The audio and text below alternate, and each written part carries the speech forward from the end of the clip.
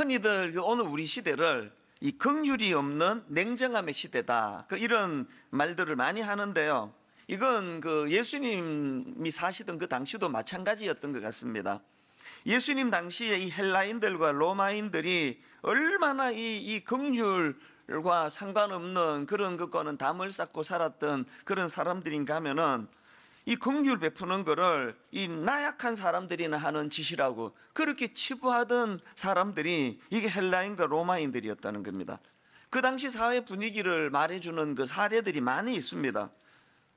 그 박정근 목사님이라는 분이 쓴 책에 보니까요, 그 당시 로마에서 활동하던 어떤 철학자가 이런 말을 했답니다. 긍휼은 영혼의 질병이다.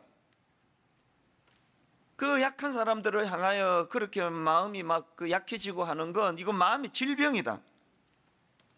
이런 말을 할 수 있는 사회 분위기가 어땠는지 짐작할 수 있는 거 아닙니까? 사회 분위기가 이렇다 보니까 우리가 잘 아는 아리스토텔레스조차도 아주 끔찍한 생각을 했더라고요. 아리스토텔레스는 이 노예들을 이 살아있는 연장이라는 식으로 그렇게 표현을 했다는 겁니다. 그러다가 보니까 일반적으로 그 노예라는 건 이제 이 사람의 축에 들어가지를 않는 겁니다. 평생 자기가 부리던 노예가 병들고 늙어서 더 이상 일할 수 없게 되면은 가차없이 연장 쓰다가 이제 이게 무뎌지면은 그냥 가차없이 버리는 거 이 더 이상 쓸모 없어지면은 그 노예를 가차없이 버리는 거예요. 심지어는 그 노예를 부리다가 늙지도 않았는데, 병들지도 않았는데, 아직 젊은데 그 노예에 대하여 좀 실증이 나면은, 그럼 그 노예를 실증이 났다는 이유만으로 원형 경기장에 보내가지고 짐승의 밥이 되는 이런 짓을 저지르는데도 아무런 그 감각이 없던 시대, 이게 바로 예수님이 살던 그 시대라는 겁니다. 여러분 로마에 가면은 콜로세움 막 대단하다고 이게 감탄하면서 관광객들이 막 수시간 줄을 서야 안에 입장하는 그런 놀라운 명소지만, 거기가 바로 이런 끔찍한 짓을 저지르던 장소 아닙니까? 이렇게 예수님 당시에 그 이방인이었던 헬라 사람과 유다 사람들이 가졌던 약자에 대한 긍휼 없음, 이게 그런 모습이라면요, 늘 우리는 하나님의 택한 백성이라고 자부하던 유대인들도 다를 바가 하나도 없었습니다. 성경에서 여러분 유대인들이 보여주었던 아주 냉정한 태도 다 아시지 않습니까? 예수님께서 세리와 죄인과 함께하는 약자들과 함께하는 그 모습을 견딜 수 없어가지고 질투를 하고 죽여버려야 되겠다, 이런 어떤 마음의 긍휼 없는 모습을 보여주었던 게 선택한 백성이라고 자부하던 유대인들의 모습 아니겠습니까? 이게 지금 예수님이 사시던 그 당시, 활동하시던 그 당시의 그 모습인데요. 냉정하게 생각을 해보면은 오늘 우리가 몸담고 있는 이 시대도 정신에 있어서는 크게 다를 바가 없다고 생각합니다. 그리고 유대인들을 욕할 거 없습니다. 오늘 예수 믿는 저희들의 모습을 보면 세상 사람들의 생각하고 크게 차이가 없는 그런 현실이지 않은가, 그런 반성을 해볼 때가 많은데요. 이런 점에서 우리는 오늘 다루게 될 팔복 중에 5번째 항목, 이 7절 말씀을 주목해야 됩니다. 긍휼히 여기는 자는 복이 있나니 그들이 긍휼히 여김을 받을 것이며. 제가 지난주 설교에서 우리가 이 팔복을 공부하면서 2가지를 꼭 깨달아야 된다. 첫째는 신앙생활이라는 건 다르게 사는 것이다. 세상 사람들이 흐름과 다르게 사는 것이다. 제가 오늘 6세, 7세 이 어린 꼬맹이들이 특별 찬양을 하는데, 제가 저 아이들에게 해줄 수 있는 가장 큰 축복은요, 이 세상의 물결에 흐르지 않는, 그래서 다른 삶을 살도록 하는 거예요. 거기 동요되지 않는, 그러면서 한 분야에 책임 있는 지도자로 저 아이들을 인도해 주시기 원합니다. 그렇게 기도하고 있는데, 그게 바로 이 팔복의 정신 아닙니까? 예수 믿는 우리는 이 세상 사람들과는 다르게 사는 사람이에요. 다르게. 세상 사람이 이렇게 살면 무조건 저렇게 살면 정답이에요. 이 세상 사람들이 또 저렇게 살면 우리는 또 이렇게 사는 게 정답이에요. 계산 복잡하지 않습니다. 그냥 다르게 사는 거예요. 왜? 이 세상이 지금 아무리 봐도 정상적으로 굴러가는 것 같지 않습니다. 그래서 말씀드렸죠. 우리가 저지르는 잘못이 무슨 뭐 강도지대서가 아니에요. 세상 사람들과 어떻게 이렇게 똑같니 하는 것들을 보면은, 우리는 이 세상 사람들과 다르게 사는 존재라는 걸 기억하고, 더 중요한 게 뭐라 그랬습니까? 그 다르게 사는 삶을 살아갈 때 다르게 사는 삶이 주는 행복을 누리는 것, 경험하는 것, 이게 우리에게 사명입니다. 여러분 이거 기억하십시오. 여러분이 행복한 게 사명이에요. 어떻게 행복한 거? 주님 안에서 다르게 살 때 행복한 거. 세상과 같이 사니까 행복하더라. 그 사명 아닙니다. 세상과 다르게 사니?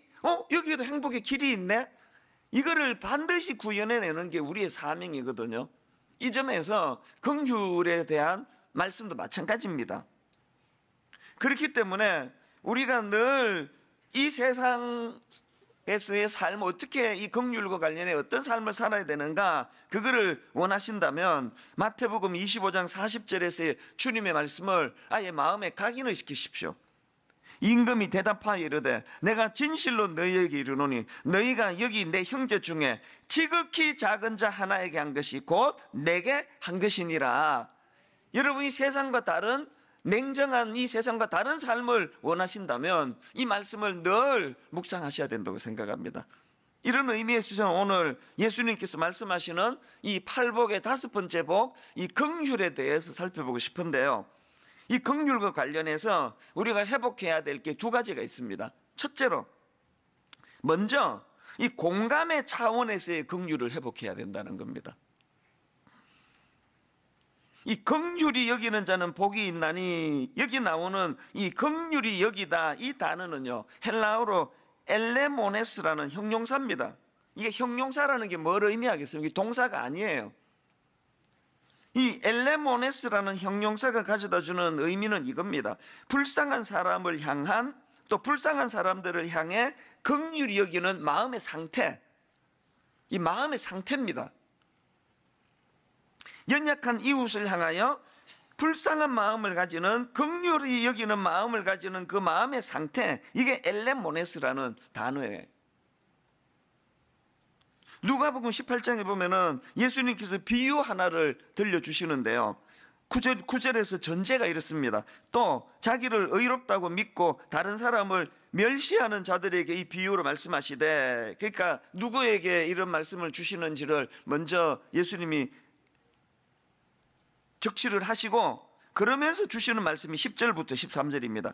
2 사람이 기도하러 성전에 올라가니 하나는 바리새인이요 하나는 세리라. 바리새인은 서서 따로 기도하여 이르되 하나님이여, 나는 다른 사람들 곧 토색, 불의, 간음을 하는 자들과 같지 아니하고 이 세리와도 같지 아니함을 감사하나이다. 나는 일회에 2번씩 금식하고 또 소득의 11조를 드리나이다 하고, 세리는 멀리 서서 감히 눈을 들어 하늘을 쳐다보지도 못하고 다만 가슴을 치며 이르되 하나님이여 불쌍히 여기소서, 나는 죄인이로소이다 하였느니라. 예수님이 지금 뭘 강조하는 말씀을 지금 들려주시는 겁니까? 그 당시 비난받던 세리들을 바라보는 이 바리새인들의 마음의 상태가 긍휼이라고는 찾아보기가 어려운 거, 이걸 지금 강조하는 거 아닙니까? 이런 말씀들을 보면서 우리가 긍휼과 관련해서 먼저 회복을 해야 되는 건 연약한 이웃을 향한, 거기에는요 믿음 약한 자까지 포함이 되는 거예요. 우리가 손가락질을 받는, 비난을 당하는 그 사람들을 포함해서 그들 마음속에 내치지 않는 마음, 이게 긍휼이에요. 저것들은 우리랑 달라, 저것들은 상종하면 안 돼, 이게 예수님이 지금 지적하는 가장 나쁜 마음의 상태예요.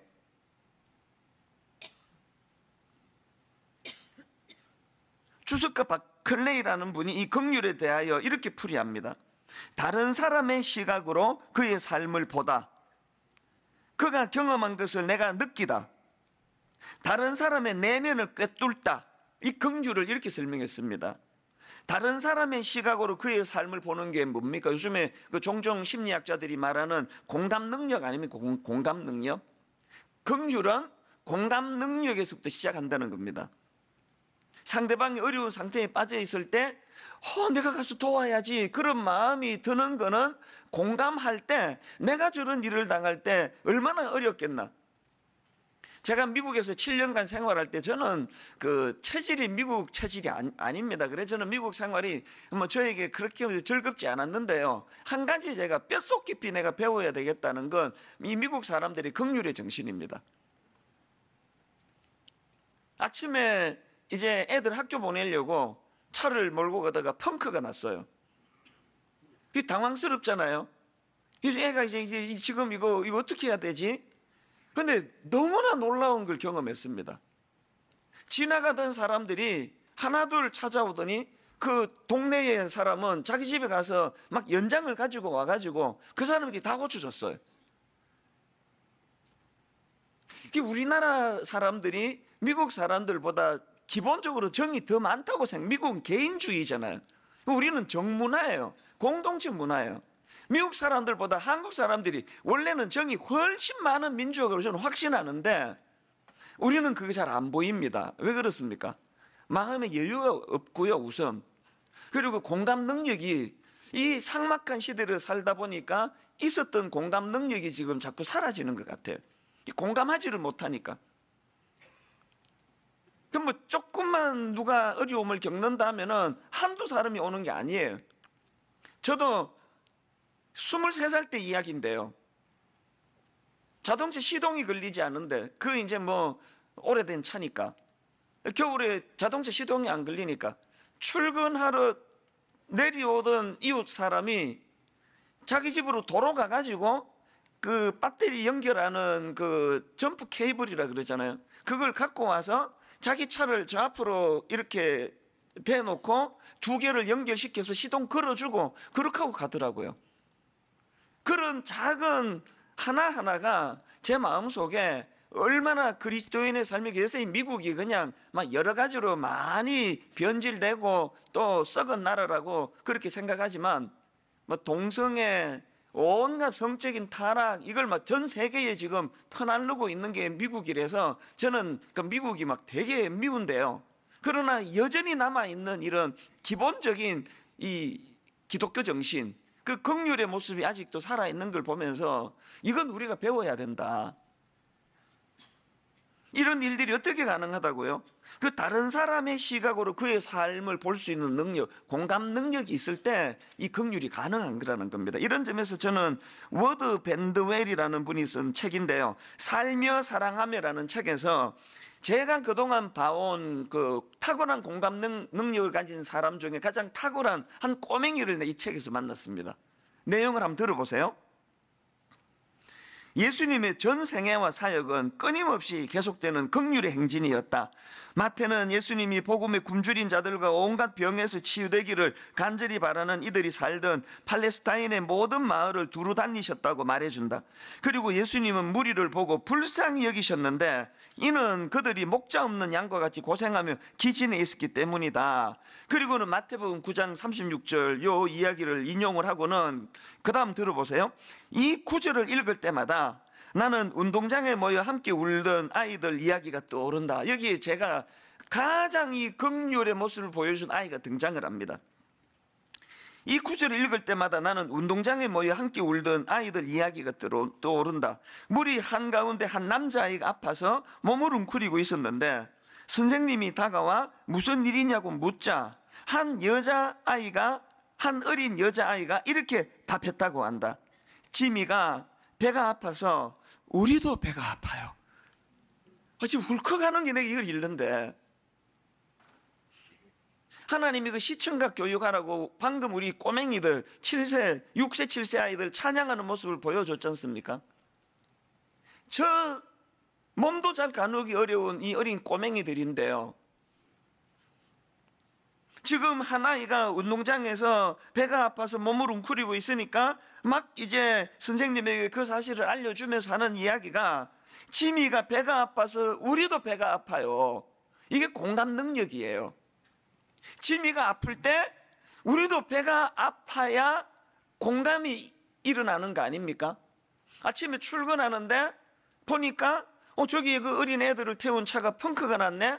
내가 저렇게 펑크 나면 내가 너무 힘들 텐데 이 공감이 일어나야 자기도 지금 늦을지 모르는데 차를 세우고 혹은 집으로 막 뛰어 들어가 가지고 타이어 펑크 이거를 도와주려고 장갑하고 가져와서 이걸 도와주는 일이 일어나는데, 너무너무 가슴이 아픈 것, 우리가 너무 사랑하는 우리 땅, 우리 대한민국이 이런 모습을 잘 찾아보기가 어려운 게, 제가 뭐 늘 얘기하잖아요. 우리나라에서는 그 초보 운전 뒤에 그 붙이면 오히려 공경을 당해요. 이게 벌써 운전 못한다는 이 선입견을 가지고 막 더 빵빵거리고 막 더 추월하고 가로지르려고 그러고, 그래서 그거 달면 더 위험한 때가 많습니다. 저는 우리나라가 이런 냉정한 냉혹한 나라라는 게 난 너무 슬퍼요. 오늘 교회 안에서 보여지는 이런 그 긍휼함이 없어서 나타나는 냉정함의 문제, 분당 우리 교회는 어떤 형태든지 간에 우리의 이 죄성을 가진 약한 부분들을 캠페인으로 벌려서 다 떨쳐나가기를 원하지만, 그 과정에서도 어떤 경우라도 이 냉정함을 보이지 않는, 그래서 선생님, 지미가 배가 아파서 우리도 배가 아파요. 저는 오늘 이 새벽에 저나 여러분에게 이런 긍휼이 회복되기를 바랍니다. 이런 공감 능력 차원에서의 이 긍휼이 우리에게 필요한데, 성 어거스틴의 말을 또 기억하셔야 합니다. 내가 영원히 떠나버린 몸을 위해 운다면, 이 장례식을 한번 연상해 보세요. 내가 영원히 떠나버린 몸을 위해 운다면 하나님이 떠나버린 영혼을 위해서도 당연히 울어야 하지 않겠는가? 우리는 60만 상대하는 데가 아닙니다. 공감 능력을 가지고 그 자동차 펑크난 그 사람을 도와줘야 되는 것이 우리에게 필요한 긍휼이라면 왜 새생명 축제를 합니까? 저희 교회가 사람이 없어서 지금 사람 모으려고 새생명 축제를 합니까? 영적인 공감 능력, 오늘 잃어버린 한 영혼에 대하여 내가 영원히 떠나버린 몸을 위해 운다면 하나님이 떠나버린 영혼을 위해서도 당연히 울어야 하지 않겠는가? 오늘 이따가 새생명 축제를 놓고 기도하실 때 정말 오늘도 하나님 알지 못해 방황하는 그 한 영혼을 향하여 긍휼이 회복이 되는 하나님의 은혜가 있기를 바랍니다. 그런가 하면 두 번째로 긍휼과 관련해서 회복해야 되는 게 뭐냐? 이 첫 번째가 그 먼저 마음으로 이 공감의 능력인 긍휼을 회복해야 된다면, 두 번째로 행위의 차원에서의 긍휼을 회복해야 된다는 겁니다. 성경사전 키워드로 푸는 성경 사복음서 편에 보면은요, 오늘 본문 7절에 대한 이 긍휼히 여기는 자 할 때 이 긍휼히 여기는 해당되는 이 엘레네모스라는 단어를 설명하는 대목이 나옵니다. 이 엘레네모스, 긍휼히 여기다라는 이 단어를 이렇게 설명합니다. 비록 이 단어는 공공에 처해 있는 어떤 사람에게 큰 관심을 가지는 것을 의미하지만, 이게 제가 아까 말했던 공감의 차원에서, 마음으로 공감하는 차원에서 긍휼 아닙니까? 비록 이 단어는 공공에 처해 있는 어떤 사람에게 큰 관심을 가지는 것을 의미하지만, 그 다음 들어보세요. 이것은 감정을 넘어서 다른 사람들의 필요를 다루고 그것을 완화시키는 행동의 동정적인 반응을 묘사한다. 이 단어가 마음적으로 같이 공감해 주는 거, 아파해 주는 거, 그걸 내포하고 있지만 더 근본적으로는 그 공감이 행동으로 나타나야 된다는 것을 내포하고 있는 단어가, 이게 바로 오늘 여기 나오는 긍휼을 의미하는 엘레모네스라는 단어라는 그 이야기예요. 헨리 나우엔이 긍휼이라는 책을 썼는데요, 비슷한 설명이 거기 나옵니다. 긍휼을 뜻하는 영어 단어 컴패션은 라틴어 파티 또 그리고 쿰, 이 두 단어에서 파생된 단어라는 겁니다. 그리고 이 두 단어를 합쳐서 이 컴패션은 함께 고통받다, 함께 고통받다, 그러니까 이런 뜻이라고 이제 설명을 하고는, 이제 이게 뭘 강조하는지를 그 다음 내용을 들어보십시오. 긍휼은 우리에게 상처가 있는 곳으로 가라고, 고통이 있는 장소로 들어가라고, 깨어진 아픔과 두려움, 혼돈과 고뇌를 함께 나누라고 촉구한다. 긍휼은 우리에게 비참한 상태에 있는 사람들과 함께 울부짖고 외로운 사람들과 함께 슬퍼하며 눈물 흘리는 자들과 함께 울라고 도전한다. 긍휼은 우리에게 연약한 사람들과 함께 연약해지고 상처 입기 쉬운 자들과 함께 상처 입기 쉬운 자가 되며 힘없는 자들과 함께 힘없는 자들과 함께 힘없는 자가 될 것을 요구한다. 긍휼이란 인간됨이라는 상황 속에 푹 잠기는 것을 의미한다. 이런 의미에서 긍휼을 바라보노라면 긍휼에는 평범한 친절이나 부드러운 마음씨 그 이상의 것이 관련되어 있음을 분명히 알게 된다. 의미를 아시겠죠? 마음으로 저 사람 참 어려운 일을 당해 어떡하나 안 됐네? 이런 마음에서 출발을 해서 그것이 그 어려움을 당하는 그들과 함께하는 행동으로 연결이 돼야 되는 거예요. 이런 의미에서 저는 지난 여름에 그 무더운 날씨에 우리가 국내 단기 선교 한 지역 전체를 수많은 우리 성도님이 내려가서 거기에 많은 목사님들이 여름에 제게 메일을 보내왔습니다. 기껏 할머니 몇 분밖에 모이지 않던 그 교회에 분당 우리 교회에 그 너무너무 고마운 성도님이 내려가서 그들과 함께 울어주고 그 사모님의 마음을 어루만져주고 보듬어주고 그래서 치유가 되었노라고. 그렇게 여름에 땀 흘렸던 그 모든 땀 흘린 분들의 수고가 그게 바로 긍휼이라는 게 긍휼. 복지재단에서 이웃사랑부에서 이름 없이 빚도 없이 물질을 통해 시간을 내 정성을 다해 또 그 노인에게 그 매주마다 반찬을 만들어 배달해 드리는 그걸 뭐 누가 알아줍니까? 아무도 알아주는 사람이 없지만 주님은 내게 이 행위로서의 긍휼을 요구하셨다. 그 말씀을 순종하는 의미로 그런 묵묵히 그런 일들을 행하는 그런 분들. 그런가 하면은 성남에 있는 경제적으로 어려운 아이들에게 악기를 가지고 자기 악기, 자기 돈 내가면서 그렇게 음악을 가르치고 과외를 공부시키고 그 모든 애씀에는 행위로서의 긍휼을 주님이 우리에게 명하셨기 때문에 누가복음 10장에 보면요, 강도 만난 이웃에 대한 예수님의 말씀이 나옵니다.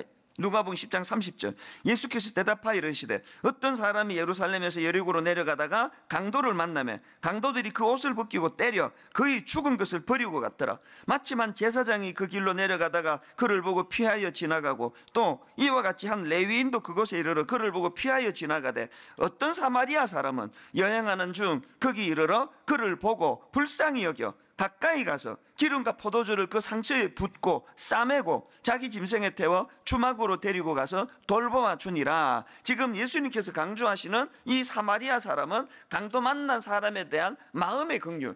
아이고 어쩌다가 저런 일을 당했나 너무 안쓰럽네. 그런 마음의 긍휼로 시작해서 구체적인 행위, 그를 보고 불쌍히 여김이 기름과 포도주로 그 상처를 붓고 싸매고 짐승에 태워 주막으로 데려가고 그렇게 돌보는 행위로 연결이 되는 그거를 강조하는 겁니다. 그러면서 37절에 너 생각에는 이 세 사람 중에 누가 강도 만난 자의 이웃이 되겠느냐. 거기에 왜 제사장과 레위인을 왜 등장시켰을까요? 거기에 왜 제사장과 레위인을 등장시켰냐 하면은 예배 인도하고 저 같은 사람들을 여기 등장시킨 거예요. 요즘으로 예수님이 말씀하셨다면 거기에 어떤 목사도 등장하고 신부도 등장하고 뭐 그렇게 썼을지 모르죠. 마음으로 느껴지는 긍휼도 중요하지만 그것이 실제적으로 이 사마리아 사람처럼 그것이 행위로 나타나는 긍휼로 연결이 돼야 된다. 이걸 강조하시는 차원 아닙니까? 예수님은요, 저같이 이렇게 입으로만 말하는 교훈하는 분이 아니세요. 이 행위의 긍휼을 강조하신 그분이 보여주신 3년 내내 그분의 모범을 한번 보세요. 그중에 예만 하나만 들어볼게요. 마태복음 9장 27절입니다. 예수께서 거기에서 떠나가실새 두 맹인이 따라오며 소리질러 이르되 다윗의 자손이여 우리를 불쌍히 여기소서. 지금 우리로 말하면 우리를 좀 공감해 주세요, 그거 아닙니까? 우리의 처지를 좀 공감해 주세요. 두 맹인이 따라오며 소리질러 이르되 다윗의 자손이여 우리를 불쌍히 여기소서 하더니 그랬더니 28절 예수님의 반응. 예수께서 집에 들어가시며 맹인이 그에게 나아오거늘 예수께서 이르시되 내가 능히 이 일 할 줄을 믿느냐 대답하되 주여 그러하오이다 하니 이에 예수께서 그들의 눈을 만지시며 이르시되 너희 믿음대로 되라 하시니.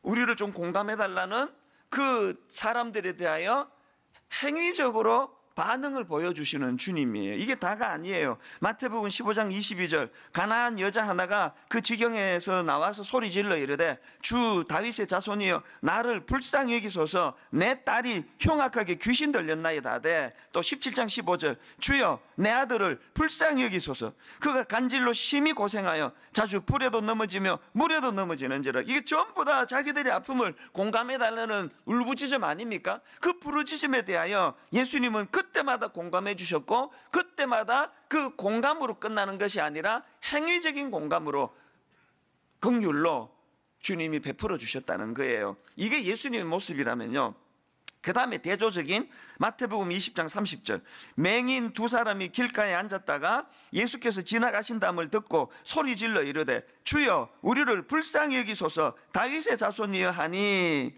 여기도 지금 우리를 불쌍히 여겨달라, 우리의 연약함을 공감해달라 부르짖는 사람이 등장하는데요, 그랬더니 그 다음 31절입니다. 이렇게 반응합니다. 무리가 꾸짖어 잠잠하라 하되, 자기들의 아픔을 공감해달라고 부르짖는 그들을 향하여 꾸짖어 잠잠하라. 이게 예수님과 그 사람들의 모습이에요.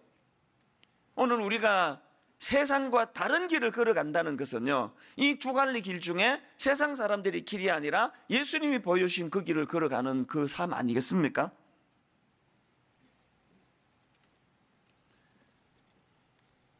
그래서 여러분 마태복음 9장 13절에 너희는 가서 내가 긍휼을 원하고 제사를 원하지 아니하노라 하신 뜻이 무엇인지 배우라. 저는 오늘 이런 의미에서 긍휼히 여기는 자는 복이 있나니 그들이 긍휼히 여김을 받을 것이며, 이걸 그대로 직역을 하면은 복되도다, 이 조건의 문제 아닙니다. 내가 누군가에게 긍휼히 여기면 주님도 그거 보고 보상으로 나도 너를 긍휼히 여길게, 이게 아니에요. 복되도다, 이미 그 행복한 상태입니다. 누가 이렇게 행복합니까? 긍휼히 여기는 자들이요. 복되도다, 긍휼히 여기는 자들이요. 그들이 긍휼히 여김을 받을 것이기 때문이다. 근데 여러분 여기서 한 가지요. 오늘 말씀 듣고 내가 그동안 너무 냉정했네, 내가 이러면 안 되지, 나도 미국 사람처럼 이 주변에 뭐 이런 거 나도 돕고 살아야지, 이렇게 하고 끝내면요, 이거는 강연이지 설교가 아니에요. 이제 이 전제는 지금부터 말씀드릴 이것을 위한 전제예요. 그렇다고 이제 지금부터 설교를 길게 하겠다는 뜻은 아니니까 너무 긴장은 하지 마세요. 여러분, 이 모든 마음으로서의 긍휼, 행위로서의 긍휼이 가능하기 위한 전제를 잊으시면 안 된다는 그 얘기예요. 뭘 기억해야 되느냐? 이 모든 긍휼이 가능하기 위한 전제 조건이 에베소서 2장 3절부터 5절을 기억하는 거예요.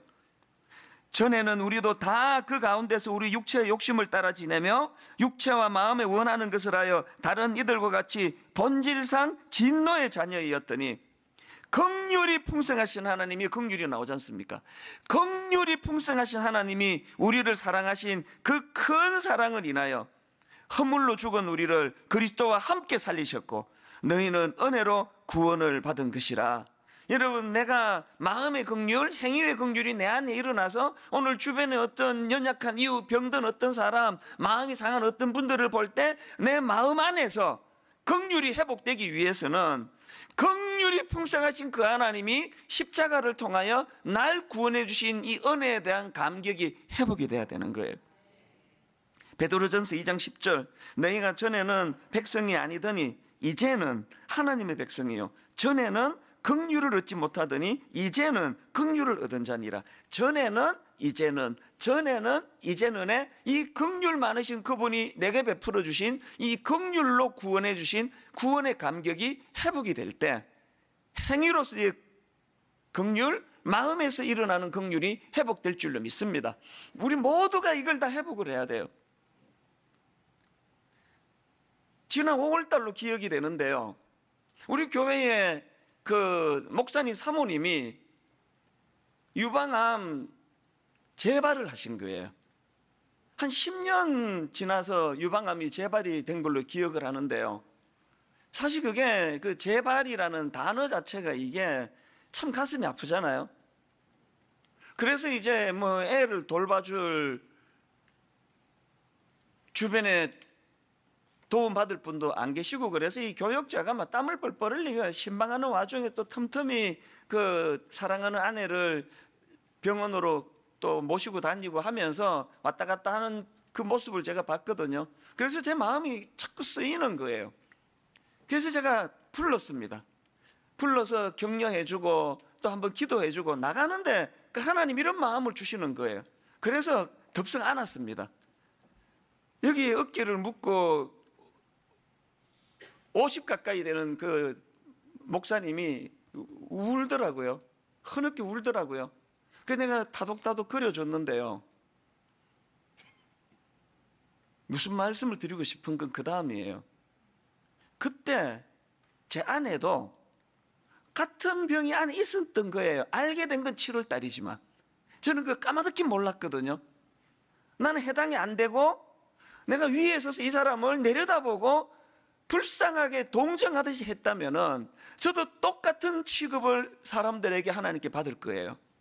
하나님이 저에게 우리 가정에 이런 일이 있으리라고는 전혀 생각하지 못할 때 하나님의 긍휼로 그 목사님 한번 안아줬더니 제 어깨에 눈물을 흘리면서 흐느끼는 그 모습이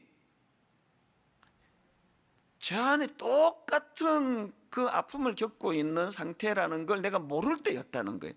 그렇게 하고 조금 있다가 같은 아픔을 갖고 있다는 걸 제 안에 그 상황을 제가 알게 된 거 아닙니까? 오늘 여러분 누군가를 도울 때 나는 괜찮고 나는 저 위에 서 있고 아이고 어쩌다 이렇게 불쌍하게 됐지 내려다보면서 그렇게 베푸는 어떤 동정도 성경이 말하는 긍휼이 아니에요. 같은 마음으로 그린 꼬맹이가 선생님 지미가 배가 아파 우리도 배가 아파요. 저는 그 마음으로 한 거 아닌데 한 가지 이야기만 드리고 오늘 말씀을 마무리하려고 하는데요. 최근에 저는 우연히 이 기사 하나를 보고 인간이 가질 수 있는 긍휼의 극치 이게 이런 거구나. 그래서 제가 마음이 너무나 복잡해졌던 기사를 제가 봤는데 머리 기사가 이렇습니다. 아들에게 살해된 모친의 마지막 말 옷 갈아입고 가라. 평소에 그 잦은 음주 이런 것 때문에 늘 이제 엄마가 잔소리하고 꾸지람하고 이거에 대해 불만이 많았던 그 아들이요. 그날도 이제 술에 취해가지고 들어누워가지고 이제 TV를 보고 있는데 엄마가 뭐 얼마나 답답하시겠습니까? 속이 터질 거 아닙니까? 그래가지고 꾸중을 하셨더니 그 과정에서 이 아들이 격분한 거예요. 그래가지고 그 의자를 들고 내리치고 흉기를 가지고 그렇게 어머니를 폭행해가지고 사망하게 만듭니다. 그렇게 지금 자기 엄마가 지금 다 죽어가고 있는데요. 이놈의 자식이 도망을 간 거예요. 그렇게 하고 서둘러 지금 그 폭행당해가지고 의식을 잃어가고 있던 그 어머니를 방치한 채로 도망가려고 하는 그 아들을 보고 죽어가던 엄마가 외쳤던 말이 그거랍니다. 옷 갈아입고 가라. 옷 갈아입고 도망가야 된다.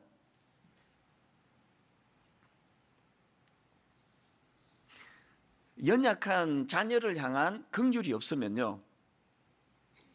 아까 그 6살, 7살 특순 하는데 제 방에서 이제 마지막 설교를 다듬는데 그 복도에서